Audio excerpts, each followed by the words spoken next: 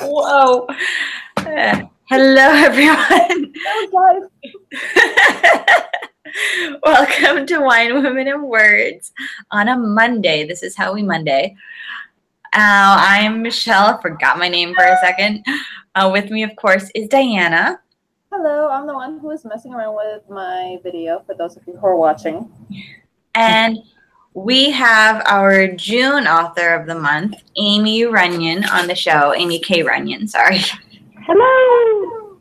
And so confession, I may have finished reading this like an hour and a half ago. Because I was like, if we did the show on Thursday, I was like on schedule to finish like a day early, maybe 2 days early. I was totally fine. And then last night I was like, oh my gosh, tomorrow, we're doing the show tomorrow. I need to finish. So, but I finished, and there were moments like, I'm just full disclosure for people watching, listening, if you haven't finished it, spoilers everywhere, spoilers. Spoilers abound, my friends. So maybe download the episode, save it for tomorrow, and finish reading tonight so you can hear what we have to talk about. Yeah, totally make it an all-nighter. That totally would be perfect. Because this is the type of book that you need to make it an all-nighter, because it has the unput-downable point. Oh, thank you. I'm so glad. And first of all, thank you so much for having me on a Monday night, because I threw the monkey wrench in the works by, going off on vacation on Thursday. So I really appreciate that. And thank you for having me in general. Yay, thank you for coming in. It actually works out because my sister is flying in from France later this week. So I'm going to have family stuff going on at the end of the week anyway. So it's perfect. It works out. Oh, that's awesome. Plus France, that's cool. Hopefully she brings you lots of good goodies from France.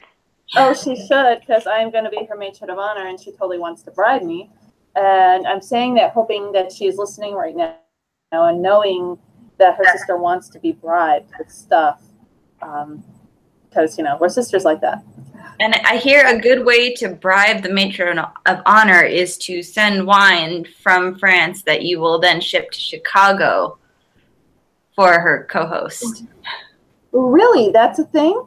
That is, if you look closely in the fine print of matrons of honor, it's definitely in there. I'm pretty sure it's in the Geneva Convention. Right? It was a provision. It's obscure and not well known, but it's there. Oh, okay. I should really learn to read that print. So, speaking of wine, Diana, what are you drinking this evening? I am drinking one of my absolute favorite wines. It's become my favorite of wine recently, and it's Summer Water by Winc. It's nice and summery. Yes, it has a very nice, strawberry flavor to it. Yeah, I definitely opened that one on Saturday with one of my girlfriends, and we definitely drank the whole bottle while watching Ghost Adventures.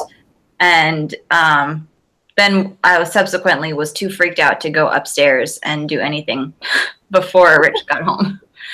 That's what happens when you watch things like Ghost Adventures. That's why I refuse to watch stuff like that. But the wine made it so much fun. Wine, alcohol typically does that. That's the only time I can actually watch a scary movie is if I'm drunk, because I typically think it's hilarious. So, yeah. So I got my Winc box on Saturday, and yes, Saturday, and definitely drank the first bottle that night. So I'm finishing my Ultramont red blend from last week, which is still yummy, but I've decided that I should finish this one before moving ahead with my box. I need to make it last. Wow, you were really good, because I did not finish my last Winc bottle, Copycat. It's still sitting here on my desk. I still have a decent amount left, and if I was a good person, I would finish that one tonight, but I'm not, because I really wanted my summer water. And what kind of wine are you enjoying this evening, Aimie? I think I saw a red there. Yes, this is. I'm sorry I don't have the bottle with me, but I'm a big Francis Ford Coppola girl. and tall poppies with the wine and books pairings that they do. So I did a lot of sampling when we first made that business merger, or not merger, but the business, the deal for the book and wine pairings. And this is their director's cut Cabernet, which is my very favorite that I've tried so far. Lots of others to try, but it's a nice full-bodied kind of Cabernet, which is a bit robust for a summer night. But it's been a Monday, so yeah. Sometimes you just need that robust wine for a Monday. Well, we also have a deal with Winc. Special for our Wine Women and Words listeners. If you go to trywinc.com/www podcast, you get $22 off your first order of wine through Winc. And you can see all these wonderful wines that Michele and I are raving about and can't stop posting about. That sounds awesome. It is. It's a great company too, and it makes finding the wines that you like easy and enjoyable, because the more you rate, the more precise the recommendations are. And I swear, I have not found a wine yet that I don't love. And they say that they'll send back the wine. If you don't love it, they'll give it back, get you another one, and they'll replace it for you. But it's really easy for them to say that, because it's really hard to find a wine that you don't like. Great. Yeah, I have that problem. I rarely find a wine I don't like either. I'll be real honest. And if you drink enough of it, even the wine that you don't like, you'll end up liking in the end. It's still a good time after a glass or two. Yeah, exactly. Well, like I said, I may have gone a little research happy about midway through the book. She went very much research happy. But this is Michele we're talking about. Michele doesn't go little research happy. Michele goes huge research happy. Well, tonight, I can't believe I only found this tonight, but I found a documentary, like a 6-part YouTube documentary about the Night Witches, and they have I'm sure you probably watched it. Oh yeah. And I found it at 8:30. I'm like, okay, well, clearly I'm going to be up all night watching this afterwards, because I don't have time to watch the whole thing right now. But I mean, these women were amazing. The things that they did. I mean, how did you first come across their story? It's funny is that, so I finished my first 2 books, which took place in the 17th century, and they took place in Canada, in colonial Canada. And I knew after those books came out that I needed, because the trend was that people were reading more modern historical fiction, 20th century or even late 19th century historical fiction. So I was hunting for a new topic. And one of my critique partners came across A Mighty Girl had we'd lost the last of the Night Witches.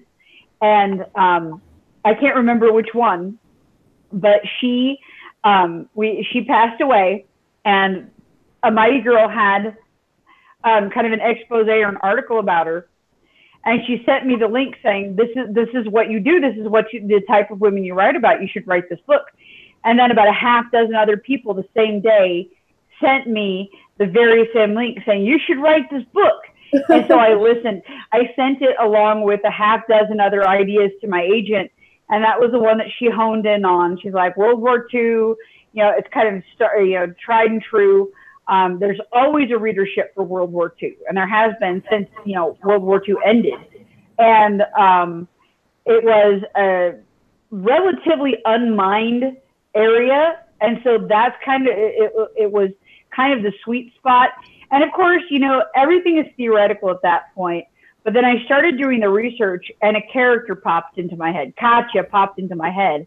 I'm like, okay, I can write this book. And I've got a character in my head, and I can do this.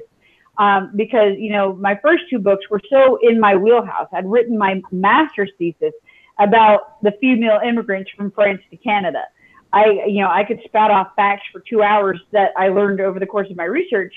Whereas Daughters of the Night Sky, I don't speak Russian. I'm not a pilot. And World War II is something that, I enjoy, and I've learned a lot about. And I'm certainly more of an expert than I used to be, but it wasn't my main area of academic focus at all. And, yeah, and it just became a labor of love when it was just, you know, one idea out of a half dozen that I pitched to an agent a couple of years ago. And that's the thing about with the World War II books that has been, I think, the most popular within that genre of historical fiction is the Russian history, because here in the States, we don't know much about it. It's because they've always been our enemy in so much regard. But we're just now starting to find out more about what happened to them during World War II. Last year we did Chad Thuman's book. The Undesirable. Thank you. I was blanking on that. And if he's listening, I apologize, Chad. I could picture the book and I could picture his name. But that, you know, covered Leningrad. And I never knew. I never heard how much, you know, devastation there was. Oh, absolutely. Absolutely. Yeah. And, you know, I think largely we don't learn about Russian history because of the Cold War. Because almost immediately after the war, you know, we had an uneasy alliance. I mean, the enemy of my enemy is my friend is kind of the philosophy that got us through World War II. And, you know, we fought the war with manpower and with innovation, and the Brits fought it, you know, just staving them off with time. And the Soviets simply just threw people at the problem. And that's the resource they had. And they're you know, wonderfully low tech in a very intelligent way. The aircraft these women were flying are not like the advanced Messerschmitts and things that the Germans were flying. I mean, the Polikarpov PO2, which was the aircraft of the Night Witches, was literally formed out of wood and canvas, and the only metal parts were the engine and a few aluminum struts to hold the wings together. It was extremely flammable and about as advanced as, you know, the average lawnmower. And I mean, just basically low tech. But the beauty of it was I remember asking, I went to go visit a Polikarpov that is on display at the Flying Heritage Collection in Seattle. Ironically, the day I signed the book deal for Daughters in the Night Sky, with Lake Union, which is in Seattle. And I asked him, like, so what would break? I'm trying to, because I wasn't quite finished with the book at that point. I was like 3/4 of the way done with the first draft. It's a good point to start, you know, thinking about, you know, other plot points I could add in. I'm like, what would break on a Polikarpov PO2? He's like, nothing. Nothing would break. I mean, it would either fall to the ground in a ball of flame, or it would be ready to fly. And those are the two states. And you know, it's the same even with with the space program. We spend billions of dollars developing a pen that can write in zero gravity, and they use a graphite pencil. Granted, it didn't work, and they ended up stealing our design because the graphite was not good for our the air intake parts of the space shuttles. But I mean, still, that's the first approach. Yeah, use a pencil. Yeah. Sometimes simplicity is easier to go with. Absolutely. And that was a mindset I had to get into. Well, I just can't believe these women. I mean, they trained on more advanced planes, right? So they go through training and they get to, like, if I am nowhere near as brave as they were. So I wouldn't be in that situation to begin with. But if I were, and I got to my station, my regiment, and I saw the planes I'd be flying, I'd be like, I'm going to sit this one out. Like, yeah, I'm going to take a pass on this one. Yeah, you know, a lot of the women were actually trainers at aviation clubs, and they were flying, you know, slightly more advanced aircraft. I mean, they were not cutting edge technology. They were basic, easy to fly. But these were crop dusters. They were out of date technology at the time of the war. They were designed in 1928. And we're talking that these women really got involved in the war in 1941, 1942. And so, you know, practically 15 years out of date before they took off. But one thing historically that's important to point out is that Stalin couldn't believe that Hitler reneged on his non-aggression pact, because the Russians and the Germans had a 10-year non-aggression pact at the beginning of the war. And apparently, shocker, spoiler alert, Hitler wasn't very true to his word. And really? Can't believe that. I know. I'm sorry to shock the audience at home, but not the most trustworthy individual. And so Stalin kind of sat on his thumbs for 10 days while the Germans kind of bulldozed the western part of the country, bulldozed his way through all the Ikistans, and through the western part of the country, and yeah, it was terrible. And so they lost a huge amount of their air force. They lost a lot of their airplanes, because you might imagine they don't keep the airplanes in Siberia. They keep them in the western edge of the country that's at a real risk of being invaded. And so that's part of the reason they flew Policar bombs, is because that's what they had. And they didn't have the means to go back and start building more. It's not like, the U.S., I mean, we were still building refrigerators at that point, and which we shouldn't have been doing. But, we had, resources that were, not under attack at the time, and we would have been able to produce more aircraft. That wasn't true in Russia, really. It sounds like obviously you did a lot of research. We touched a little bit on the research that you did with the airplanes. What was some of the other research that you did? Just, a lot of general World War II, getting the timeline right and getting a mindset, a lot of personal narratives that were translated from the women that survived, which were fascinating, which were absolutely fascinating, these women. And, Katya, she sees an airplane kind of appear. She's in Siberia when she's 10 years old, and sees the plane kind of appear out of nowhere. And she'd never seen one. She'd heard about airplanes, of course, because she wasn't living completely under a rock. But she's on the gateway to Siberia, and she sees this plane out of here, and she knows that this is her ticket out.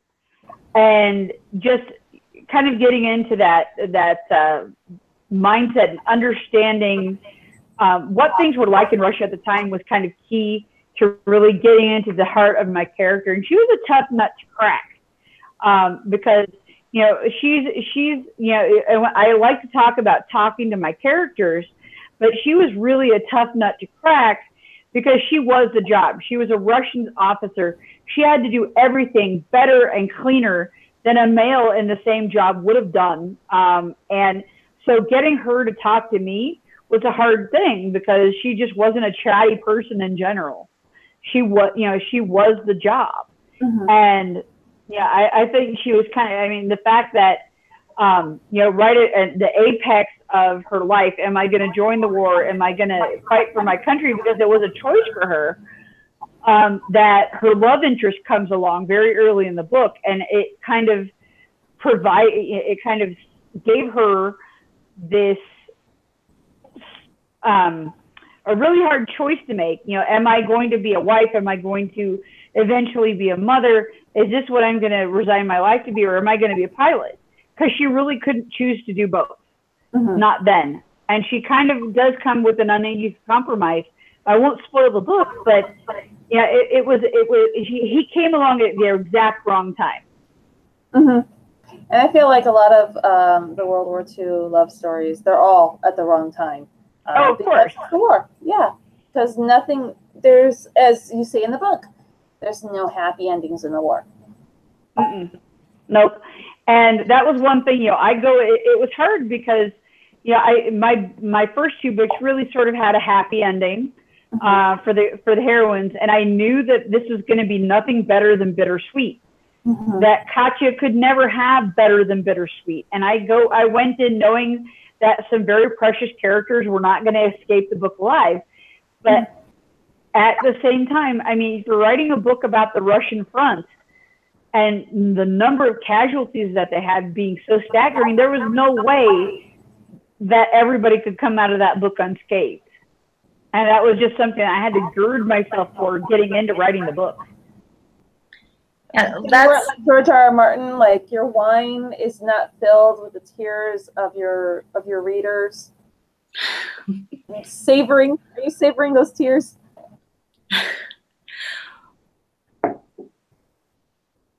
Oh. Oh, one moment. Hold on, Aimie. I think we lost your audio for a second. Pause, please. Insert jazz commercial right in here. Right? This is when we need like the dancing hot dogs to come out.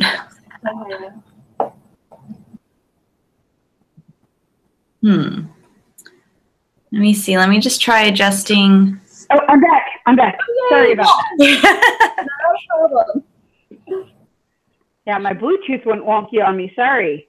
No worries. No worries. Okay, so I think we lost you right at the beginning of what you were discussing with enjoying the tears of your readers. You know, I mean, that was kind of the end goal. I hate to say it, audience at home, but this was meant to be a bit of a tearjerker and to show some of the realities of war, because so often the American stories are so heroic, and at the end, you know, the victory is there. The victory, because ultimately we were victorious in the war, and the Russians were too, from their perspective, but the war, it was a Pyrrhic victory, I think, for the Russians. They lost, I mean, it was not until, I want to say the 1960s or 70s that their population stabilized after the war. It took 30 years for them to regain the population that was lost during the war. Stalin didn't care, man. Stalin did not care. And yeah, and that's one thing that I had to come to grips with. It's like, we defeated Hitler, and he you know, Hitler was a hard, I mean, the definition of a terrible human being. He killed 11 million people in the course of a very short period of time. But we had to band with a dude that was responsible for the deaths of 20 million people to defeat him. Mm-hmm. So, I mean, and honestly, like, directly related, because the devastation that he wrought on Eastern Europe is just staggering. And I've only touched on the tip of some of that research. And so, I mean, these are things that we don't study. These are things we don't study in great detail in our history classes, because, you know, part of it is, I mean, and you know, for those of us who went to public school, a lot of our history education really is, you know, American exceptionalism propaganda. And yes, I mean, we've done some amazing things, and we should absolutely be proud of what we did, is, you know, our contributions to the world wars, etc. But we're learning one piece of this vast puzzle. And you know, the Russian perspective from World War II was something that I barely knew about before having written this book, and I'm so glad I did. So glad I did. And that's, you know, it's kind of the best part about being a writer of historical fiction, is that I'm a history student for the rest of my career. Exactly. Yeah. I've got a question, though, and this is a theoretical historical fiction author question. Mm-hmm. You touched on this earlier, that we have a lot of those warm fuzzy, I'm going to just say warm fuzzy books about World War II out there. Regardless of which culture we're looking at, if we're looking at France or Standard Allies or at America, and we have those warm, happy, you know, happy ever afters, do you think that that does a disservice to the actual history? You know, I think what it does, you know, I remember, because I was a French teacher for a decade, and I had a girl, I mentioned something about World War II in one of my classes, and she said, "Oh, that's my favorite war," because it has been so romanticized. And you've got movies like Pearl Harbor, where Ben Affleck gets the girl at the end of the day, and, you know, it goes through heartache to get there. But I think that romanticizing war is always dangerous, because there are lives lost, and it's easy to dehumanize or to forget that sacrifice when we focus on the love stories behind it. And, you know, my next book is a World War I book, and it centers around a love story. But you have two individuals who end the war fairly well broken. and and I'm not going to spoil too much of it, but it's a happy ever after for sure in some respects, but at the same time, you've got people who have got a lot of healing to do at the end of that book. And I think that that's a reality that we need to present. The fact that, my grandfather was a World War II vet, and I know that it shaped his character as an individual. And,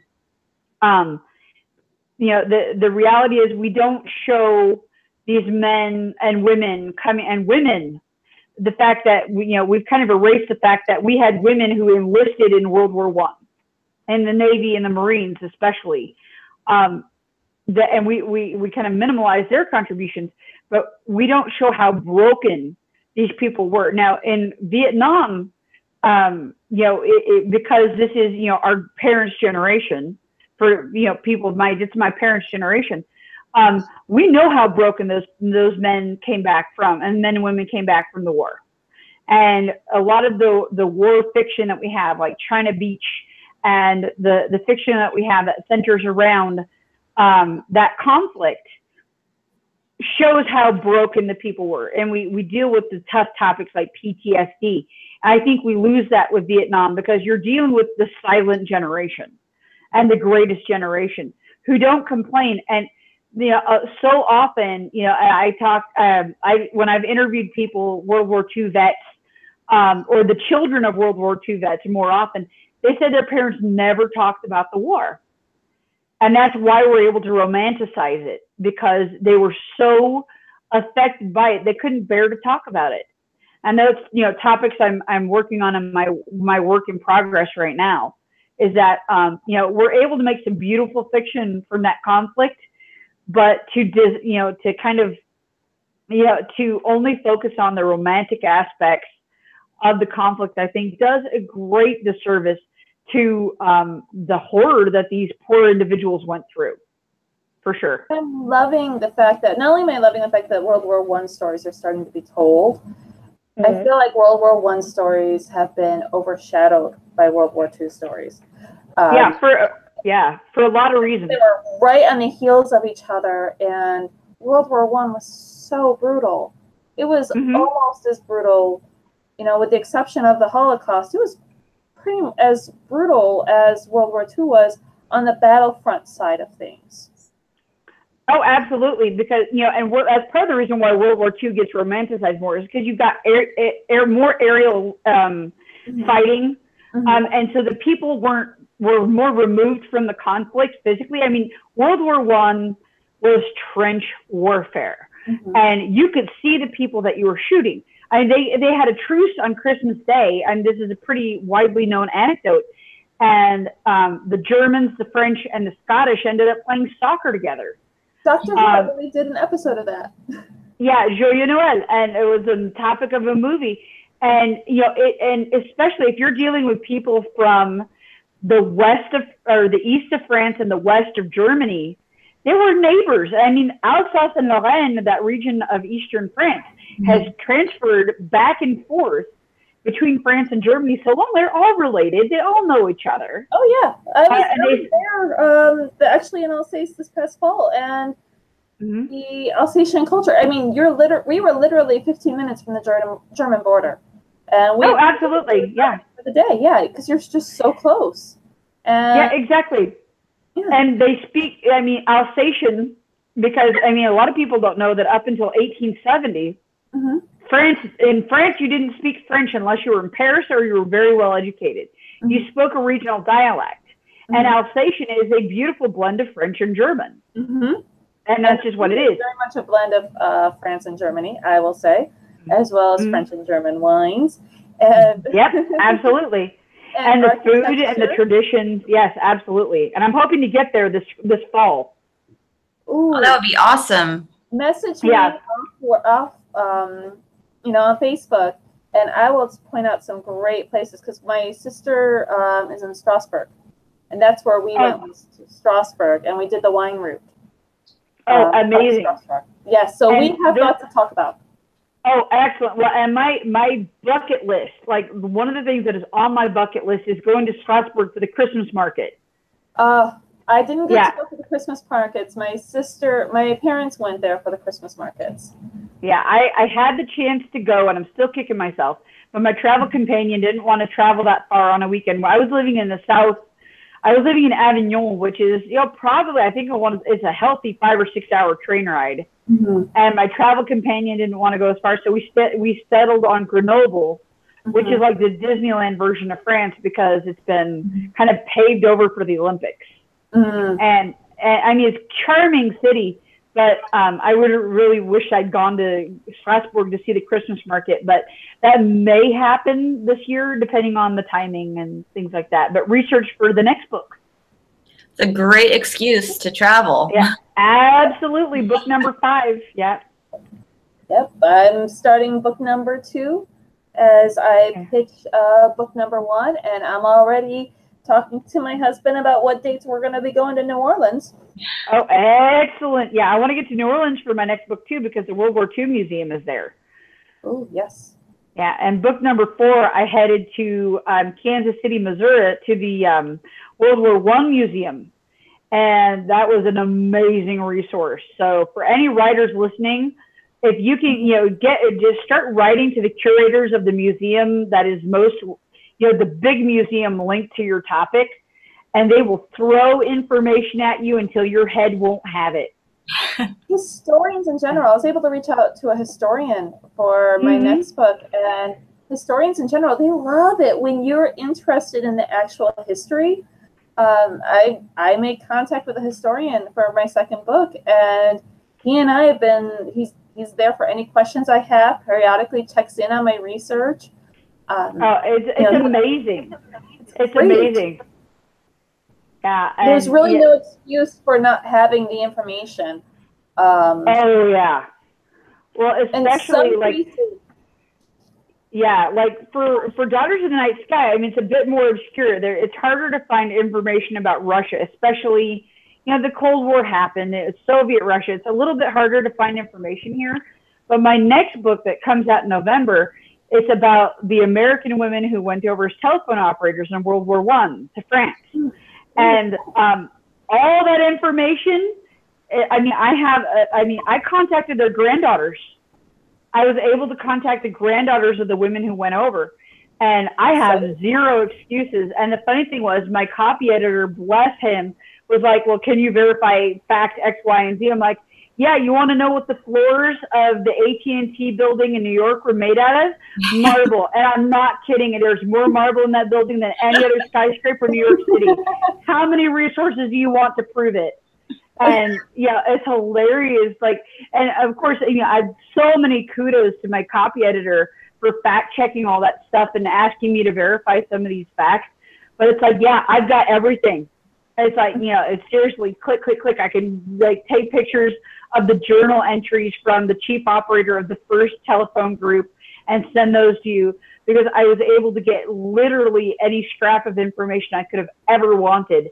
I mean, fiction is, of course, I invent the characters, and that's one of the things I kind of always insist on doing. I've never done, some real historical figures have popped in some of my books. In my first book, there was a real historical figure who made a cameo. And the same thing happened in my book that's coming out, General John J. Pershing of the general of the armies. Second, like his rank in the U.S. Army is second only to George Washington, because he kind of established our presence as a world power. There really isn't, aside from George Washington, anybody who has been more influential in our military history. And so he makes a decent sized cameo in Girls on the Line, and he was fun to write, absolutely fun to write. Because he took an interest in these women, and he investigated he came to make a tour of their house, looked at their kitchen to make sure that they were being properly taken care of, because he personally said, we need women over here to answer the phone because the guys aren't doing the good job. And that's one thing. Like, I knew that traditionally telephone operators had been women, and the reason for it being that they, of course, the first telephone operators were men, and they were terrible at it. women can answer, women can put through 5 telephone calls in the time it takes a man to do one, because we're better at multitasking. And that's why our kids have survived for millennia. It's because we're better, you can imagine, the Cro-Magnon cave woman keeping an eye on the saber-toothed tiger, making sure that the kids weren't playing in some poisonous plant, keeping an eye to make sure your husband, who's like focused on hunting, isn't off getting himself killed by the saber-toothed tiger, making friends with the other women so that if you have a bad time gathering up all the herbs, that she'll lend you some, the berries, whatever. This is what we had to do to survive. We can't do one thing at a time. And all the women listening know women can't do one thing at a time. It's not possible. And and that's why women are just better. You can imagine what it was like, placing telephone calls. And that's part of the reason why the women and girls on the line were so successful at they were doing, because there was this awareness that they were in a man's field, and they knew that they had to do it better and cleaner than the other guy. And so they ate in their planes, and they were dedicated to the job. They slept under the wings of their planes. They would have defended their aircraft with their lives to keep them out of the hands of the Germans. And these women, seriously, they proved the old adage that the deadliest member of the species is the female. Because I'm sorry, I wouldn't want to cross any of these women in a dark alley on a bad day. No, absolutely not. And I love that you touch on that throughout the book. That toughness that they have to have, where they have to be that much better than the men. They have to be perfect. They have to be upstanding. And there was that scene, the one that you said I would get mad at, Michele. I totally got mad about. And I was like, oh, this is the scene that I would get mad about. Michele was right. With I don't want to get too much officer. Yes, with the Nazi officer, Winc. I basically had her Me Too moment. And they still, it's so much, as as times have changed, so much stays the same. And that was one of the situations where she had to deal with, even though this guy was too forward, it was still her fault. Well, what were you doing by yourself? They wouldn't question a male soldier. What were you doing hanging out at the canteen by yourself with your violin? But she had to be questioned about that, even after the war, after she got home. Oh, it's not safe enough for you to travel by yourself. Yeah, and the Russian, the interesting thing is that Stalin emancipated women in the 30s, like 1936, if memory serves. He passed a decree that women are equal, on equal footing with men, and that women can enter into any profession they want to. But when you've got generation after generation after generation of a machismo and a patriarchy as ingrained as you have in Russia, you can pass any law you want. It doesn't mean they're not passing laws saying that women have to be made to feel welcome. And that was the reality that these women faced. Well, you can't just change generations of beliefs and structure with just one proclamation overnight. It's not going to happen. Nope, it's not. And the sad part was that the women's, the night witches and the other, 5 units of, or divisions, regiments of women pilots were the first to be decommissioned and sent back into civilian life. And a lot of them didn't have the option of staying in the military and building a career like many of the men had. And, on one part, you think from a professional standpoint, that really stinks. But then you look at what Stalin's standpoint was, we need more babies and we need his women home to take care of them. And so, it was kind of a catch-22. I try to be utterly pragmatist and not to color history with too much of a feminist brush, because they lost, I want to say, and somebody can verify, if somebody watching at home can Wikipedia this for me. The statistics are one thing I'm fairly confident Wikipediaing, because people will fix them if you screw with them. They'll fix them in a second. 28 million people were killed from the Soviet republics during World War II. And that was a huge percentage of their population comparatively. I mean, not just in sheer numbers, but by percentage of their population. It was huge. Stalin threw blood at the problem. And it's a grotesque analogy, but it's the truth of the matter. And, you know, so for me, it was like that mindset, because the American presidents during World War I and World War II were so concerned with the welfare of our soldiers, relatively speaking, and getting our boys over there home. And, you know, now we say men and women, but then it was our boys over there, getting them home. And after the war, getting them home by Christmas, that, you know, the complete disregard for human life that other countries had is just staggering to get your head across. And those are the things you have to do when you're writing about it. Well, one of the things that really kind of stood out to me was the fact that these women, and you mentioned it in your acknowledgments, you know, these women had to work twice as hard, be twice as good for half the recognition, if that. Mm-hmm.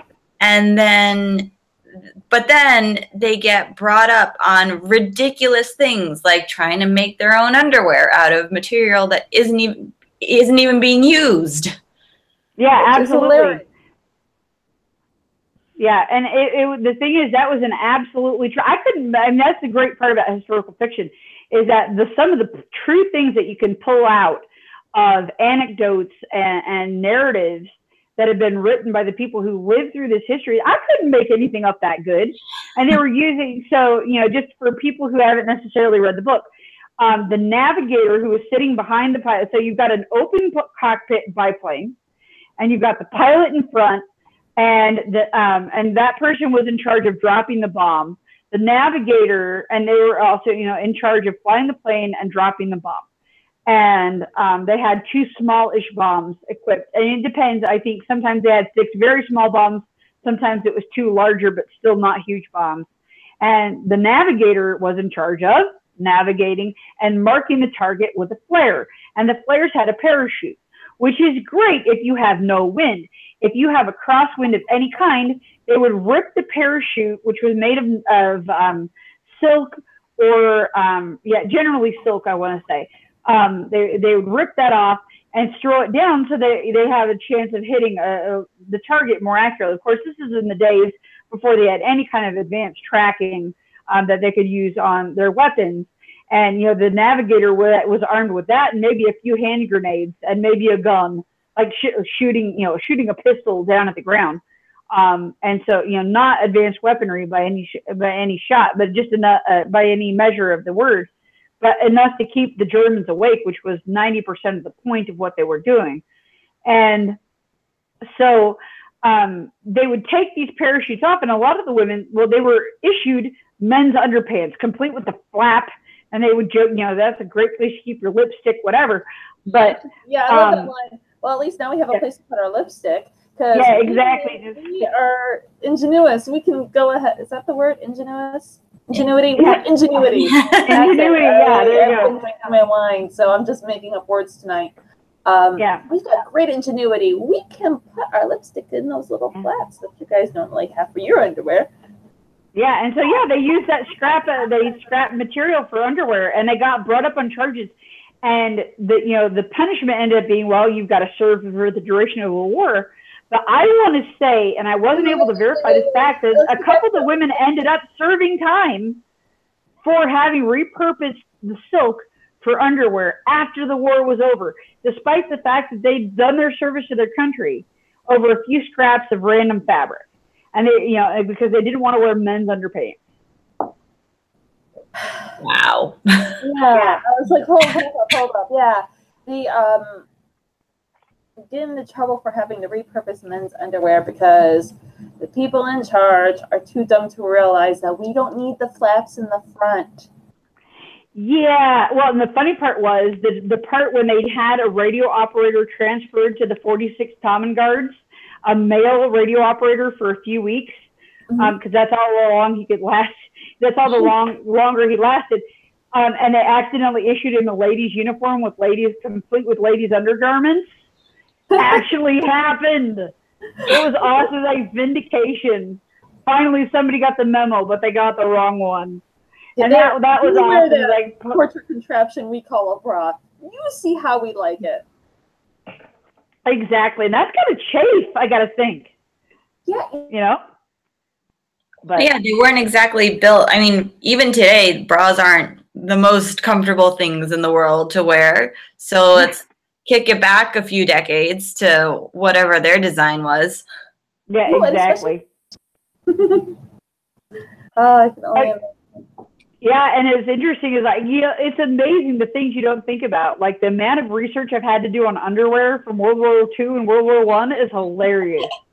I guarantee it's come in handy one day. Yeah, the brassiere was a brand new thing in World War I. Brand new thing. It was invented in 1914 or 1915. Because women wore corsets and undershirts so that would keep the girls pulled up. And so they didn't need a bra, but they started, you know, they banned corsets during World War I because they needed the steel. Because corsets are boned with steel. I mean, the whole whalebone thing had gone out of fashion years before then. They were using steel rods to cram these women's figures into the corset. And so the war board in the United States said, yeah, we're not selling corsets anymore. And women, you really, if you're patriotic, go turn your corsets in and we're going to repurpose.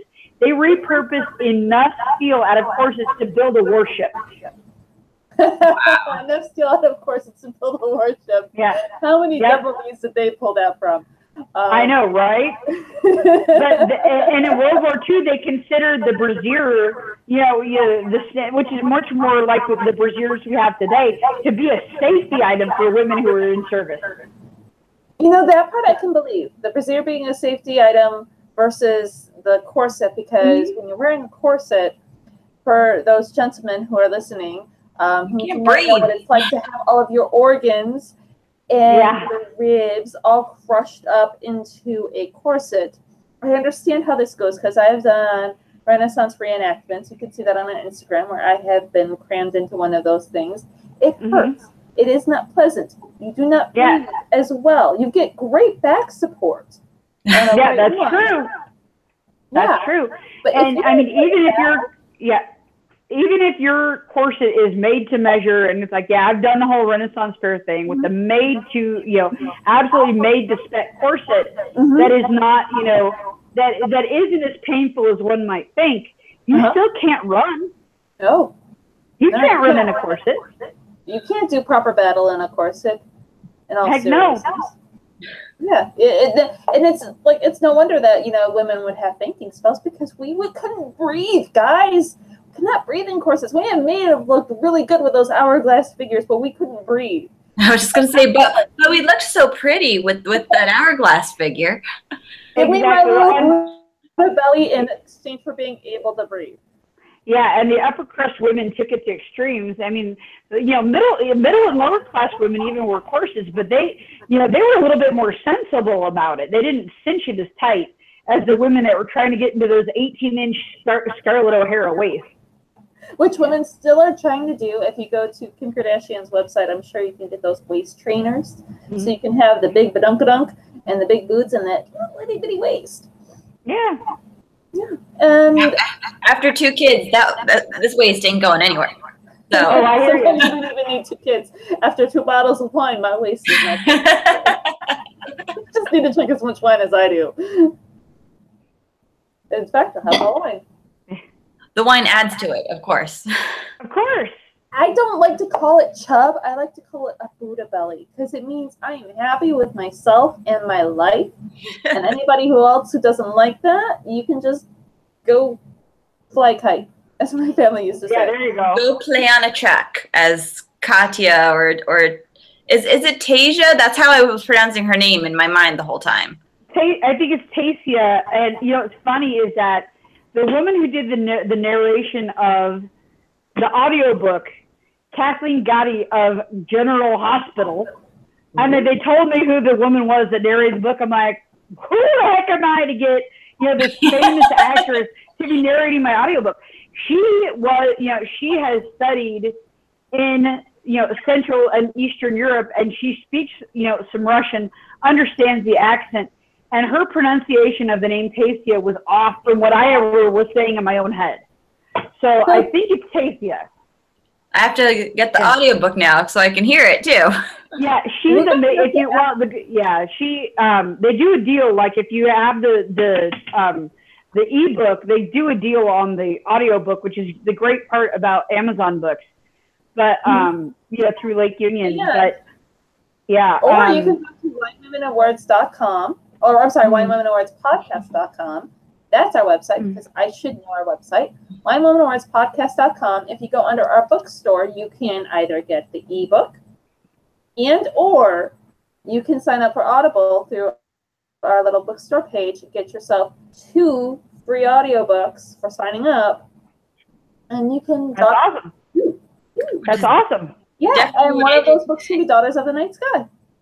Yeah, and I mean, she did such an amazing job, and I've heard of so many bad audiobooks, and Kathleen Gotti did such an amazing job. Like, we've actually, like, seriously, I texted her. We had her, Tall Poppy, she came to Bloom to talk about what it was like to do audiobooks and stuff, and she's so gracious and so talented. And that's one thing I love about working with Lake Union, is I've been involved in the cover process and approving the jacket copy on the back. I get to see it and, make suggestions based on the cover, this copy right here, actually, right here, and make suggestions and things like that. And they listen, and that's so amazingly rewarding as an author, because from some of the bigger houses, they don't have the time or the ability to take our advice, and sometimes it's unfortunate because they're not taking advantage of that resource. But for the covers, there was one thing on my most recent cover, like I just wanted them to add a pin on her lapel for this U.S. Army Signal Corps, and they did it. And then I asked if they could just up the resolution a tiny bit so they could make it out a little bit better, and they did it. That's awesome. And that's amazing. And so, they gave me an option. They let me listen to the 2 finalists to do the audiobook. And they were both amazing. Both had amazing credits to their names. And, one was, had a beautiful speaking voice. But then Kathleen came, and she was so atmospheric and did a real performance of the book. I'm like, by a mile, I have to have her. And they said, yeah, okay, we'll contact. And I thought that I was like one vote of many. And like, okay, we'll call her tomorrow. Nice. And it was amazing. And you don't hear stories like that in the publishing industry all that often. Yeah. Absolutely, yeah. And I feel like audiobooks are gaining in popularity quite a bit. They absolutely are. Yeah, audiobooks are the new book. I mean, they're the new ebook. I mean, because, I think for me personally, because I try to be a voracious reader. And, it's funny, is I remember I asked a huge historical fiction author. You guys, like, think of, like, the top 5 historical fiction authors, like, that you can think of, like, that you would see on a bookshelf in possibly even your local supermarket, that big. Okay, female category, I'll narrow it down for you. I had the chutzpah for my first book to email her and ask, will you blurb my book? And she emailed me back within 24 hours and said, no, but I'm so terribly interested in what you're doing, but I'm too busy reading research to be able to read all that much fiction. And at the time, I'm like, how can you do this job without reading lots of fiction? Because, you've got, studying the craft. It's what we do in our off time. But now I kind of understand it. I read so much nonfiction to be able to keep up with, producing a historical book every year. Yeah. It's an amazing, I mean, it's not like the books where, you're writing contemporary and verifying a fact, because we all do research. And let's pretend like we don't, but like if you're writing a book that takes place in 2018, for example, what your car is capable of doing. You know if your car has Bluetooth to be able to connect to your iPhone to be able to make a call hands-free.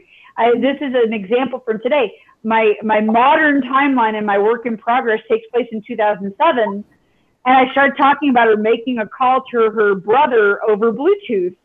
I'm like, okay, I knew Bluetooth existed in 2007, but would she have been able to make a call over it? Would it have been standard in her car? And it's like, okay, even if her car was brand new, but probably wasn't, maybe 2 years old. So a 2005 Toyota Prius, would it have come standard with Bluetooth? That is not a fact you can verify in 10 seconds. Yeah, and I mean, if you're writing stuff that's taking place right now, you can verify it in 10 seconds, but that's not the truth, even 10 years out. And yeah. In my first one, I'm mid to late 19th century. So I'm like, okay, what kind of toilets did they use? Did they even use toilets? What kind of diseases did they have? I have the most interesting research history because you have to, know those little itty bitty tiny facts throughout everything that you do. And it's not easy. Put that in. You can't say a flush toilet in the middle of nowhere. Yeah, and the thing is, the more obscure you get, like, 17th century France and Canada, you get a little bit of leeway because it's not something with which your audience is going to be all that familiar necessarily. So if you can't verify a fact in a reasonable amount of time, even with enlisting help and things like that, if you include it in your author's note, sometimes you can take a pass. Okay. And with Russian historical fiction, there are a few times in my author's note I had to say, I wasn't able to verify fact X, Y, and Z. The specific times and locations of her regiment, for example, were very hard to verify because it's World War II and it's Soviet Russia. They weren't forthcoming with information. So if as long as you make a disclaimer, you can get away with it. But when you're dealing with American regiments in World War II, or even World War I, you don't have that leeway. You have to fact check everything. And so I totally understand where she's coming from now, saying that she doesn't have the time to read fiction. I do try. I try to, I've read probably 6 books this year. We're 6 months into the year, which is pretty pathetic. I'd love to read more. And over vacation, I'm leaving on vacation on Thursday, and I'm hoping to at least double that figure. But it's hard. When I'm on vacation, I think it depends on my books that I'm able to read. Yeah. And I plan based on that. Yeah. But, I find with audiobooks, I think this is where I was kind of going with that, is I have fewer audiobooks than I do, because I've got a Kindle full of ebooks, and that I buy with the best of intentions. And that I could stop buying books today, heaven forbid, and not run out of books for probably 5 years. But with audiobooks, I have maybe a dozen audiobooks that I haven't listened to yet. And those are more likely things that will be accomplished in my lifetime than some of the books that I bought on Kindle. Sad to say. But so I think that absolutely. With my audiobooks. Yeah. Yeah, with my audiobooks, every month I'm like, okay, it's new Audible time. Even if I haven't finished my current audiobook, I'm like, all right, time to pick up my new audiobook. Which am I going to get? It's like this whole thing where I go and search for it. And in fact, this is the second time we've had the audiobook thing come up on the show, twice in a row, 2 weeks in a row that we had it come up.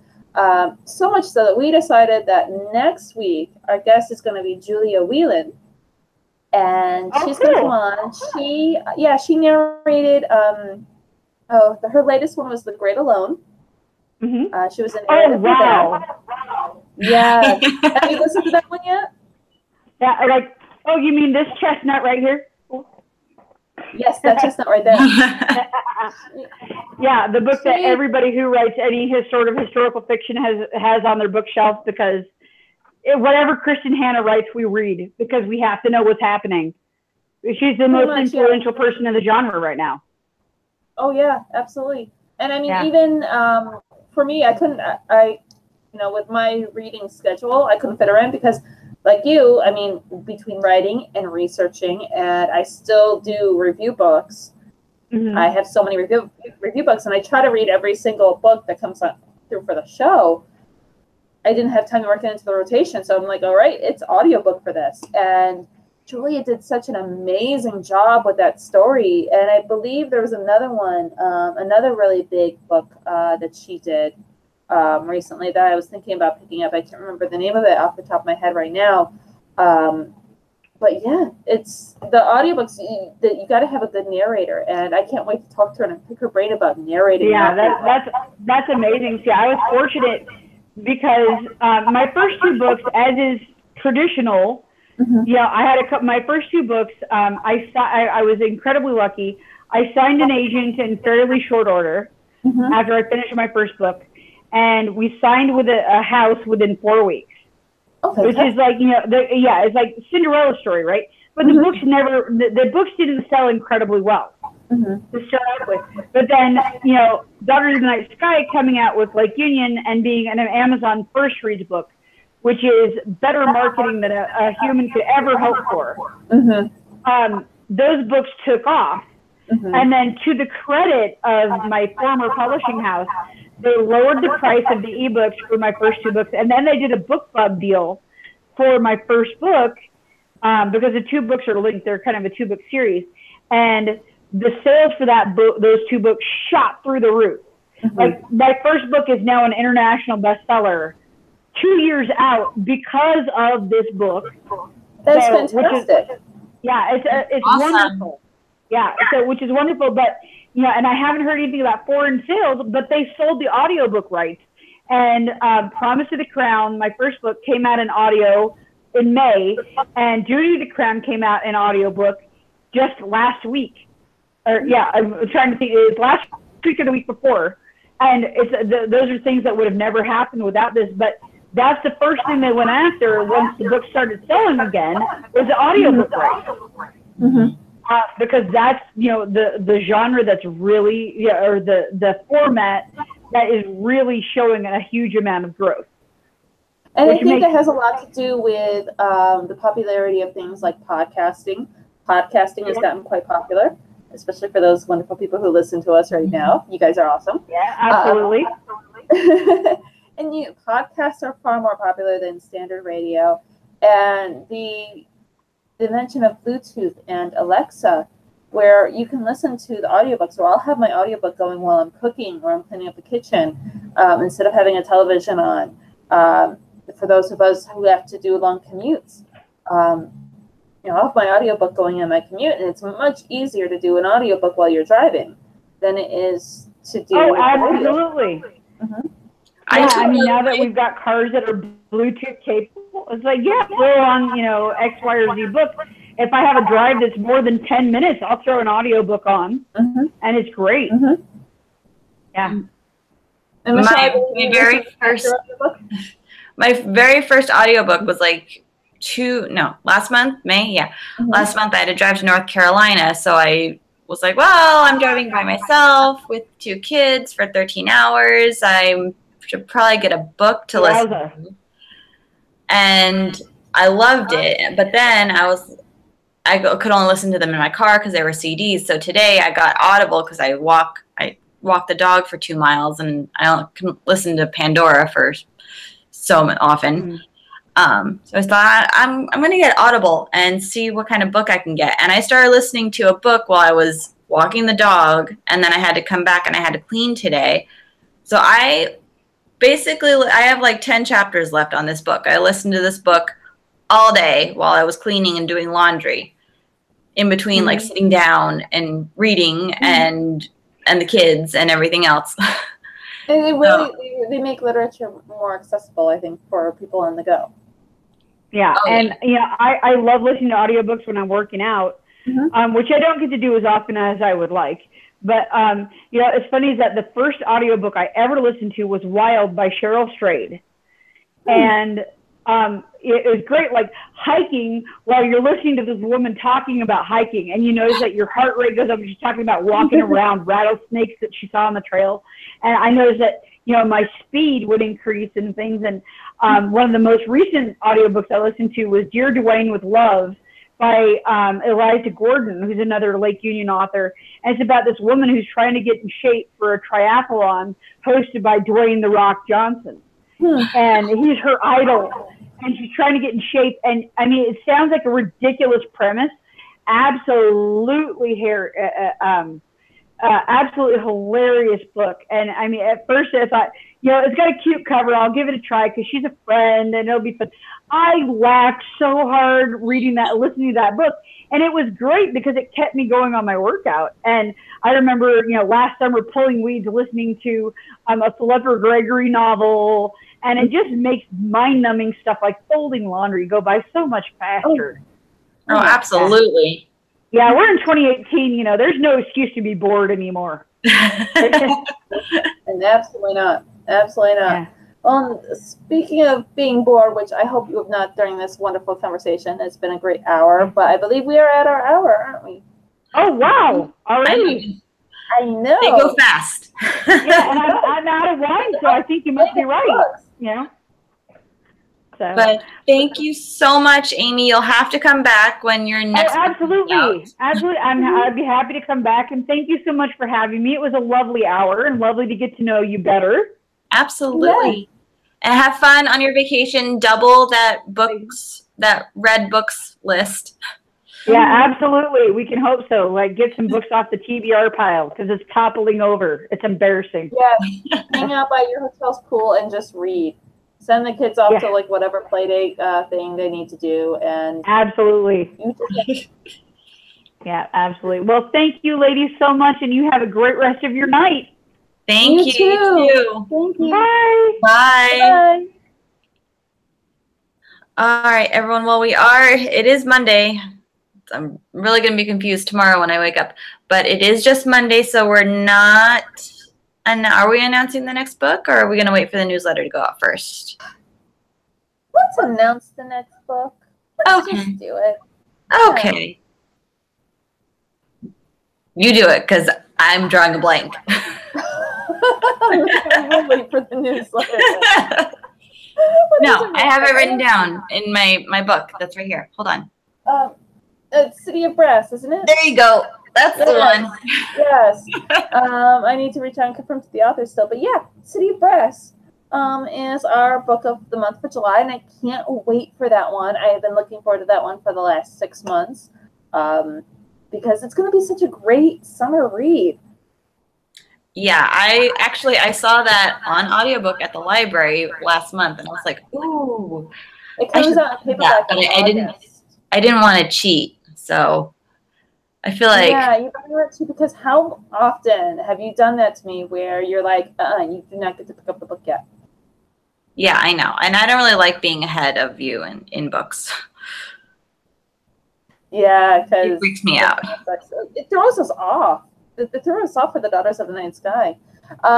Speaking of stuff still coming up and stuff that we can do, there are still a couple more days to enter into our Raffle Copter giveaway, so you can win a signed copy of Daughters of the Night Sky. That is a possibility. You can also win a copy of Caroline, Little House Revisited. We had Sarah on the show last week. And then there is also the possibility of, which I don't have the book in front of me. I thought I did, but I don't. The Abby Fabiashi's book. Oh, I do have it. I have way too much stuff on my desk. My desk is covered in books. Books for research, books that we have coming up for Wine, Women, and Words. You can win a copy of I Like My Life and The Way of Beauty. These are all possibilities, plus a gift card. We have such wonderful sponsors that are helping us out for us to give you guys fantastic gifts. So June's almost over. Help us celebrate our birthday. Yay! And we'll talk to you guys soon and check back, sign up for our newsletter, and check back because we're going to be announcing. In fact, you can sign up for our newsletter through our Raffle Copter giveaway and be entered into winning one of our fabulous prizes. This is a perfect time to sign up for our newsletter. Don't miss out. All right. Well, have a good night, guys. We'll talk to you later. Bye. Bye.